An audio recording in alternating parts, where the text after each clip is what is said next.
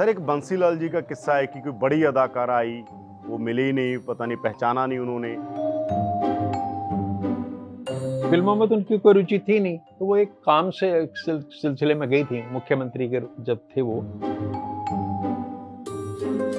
चंडीगढ़ से आ रहे थे बंसीलाल जी और देवीलाल जी उनकी कार में बैठे थे, तो उन्होंने उनको कार से उतार दिया था जब उनकी बातें नापसंद आई उनको।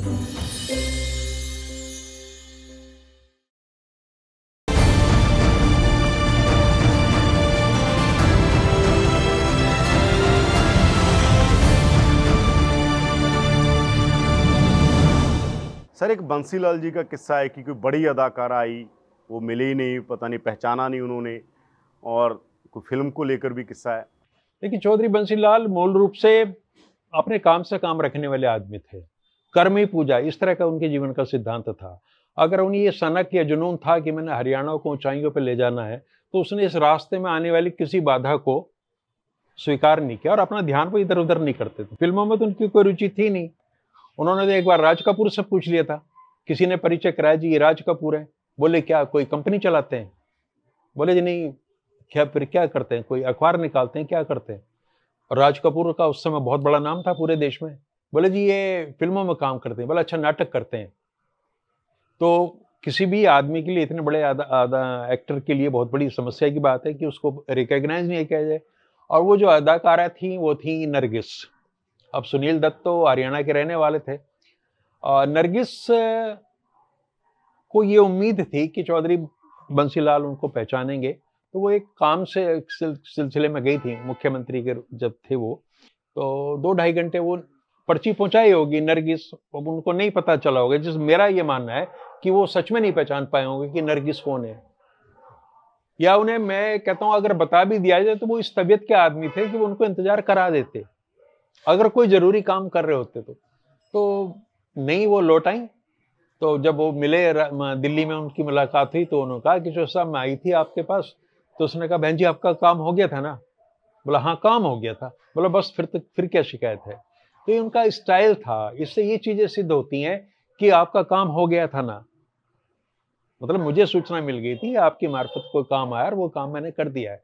बाकी उनकी कोई रुचि नहीं कि वो नरगिस हैं या मुमताज हैं, उन्हें कोई फर्क नहीं पड़ता। तो इस तरह के बंसीलाल का था कैरेक्टर सारा।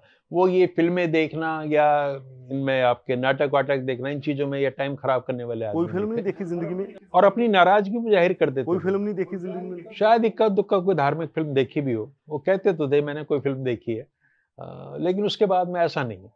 मनोरंजन उनकी जिंदगी में था नहीं। वो पढ़ते बहुत थे। आज भी भिवानी में उन विजयनगर के उनके निवास पे कहते हैं हरियाणा के पॉलिटिशियंस का पढ़ने में रुचि नहीं है, बट उनकी लाइब्रेरी बहुत प्रॉस्परस है।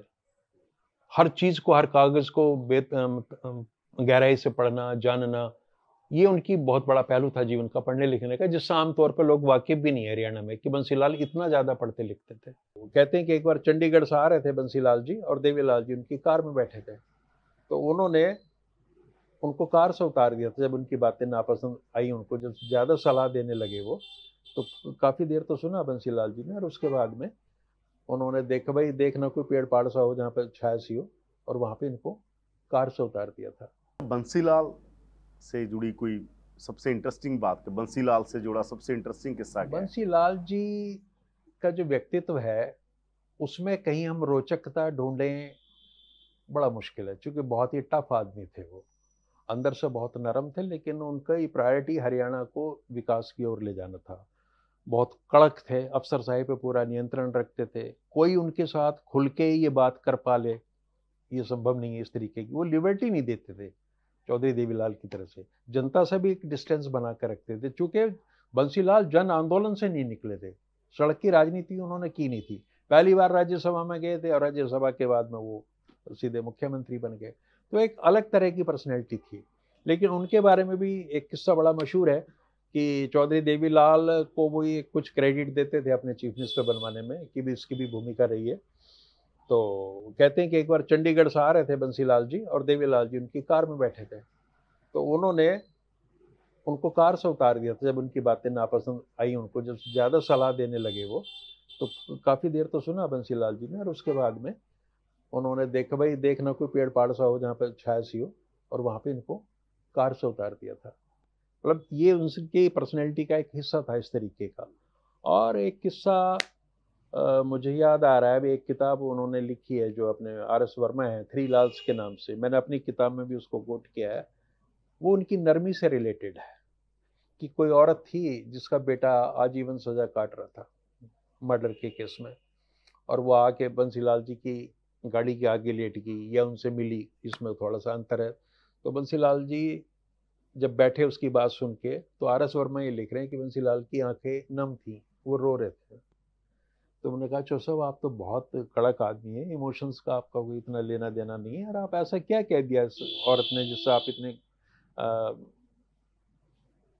विचलित हो गए। तो उन्होंने कहा कि इसके बेटे ने मर्डर किया, वो जेल में है, लेकिन इस बेचारी क्या सजा, ये तो बहुत परेशान हो रही है, दुखी है। तो उसके बाद कहते हैं कि 2 दिन बाद उस जेल से जहां उसका बेटा था, एक कैदी फरार हो गया और वो दोबारा कभी लौट के नहीं आया। तो ऐसा अनुमान लगाया था कि चौधरी बंसीलाल ने इस केस में प्रशासन को आदेश दिया होगा, जेल प्रशासन से, किसी तरीके से उसको बाहर निकाल दो। तो ये उनका एक और चेहरा था जो मानवीय पक्ष को दर्शाता। हालांकि गैर कानूनी ये काम था, लेकिन किसी ने माना भी नहीं इस चीज़ को, लेकिन आर.एस. वर्मा जी ने अपनी किताब में इस चीज़ का जिक्र किया है। और बहुत सारे किस्से हैं, जैसे वो यहाँ कहते थे आके कि भाई मैंने गाय का बछड़ा काबू कर रखा है, संजय गांधी को वो कहते थे, तो गाय तो वैसे ही मेरे कब्जे में आ जाएगी।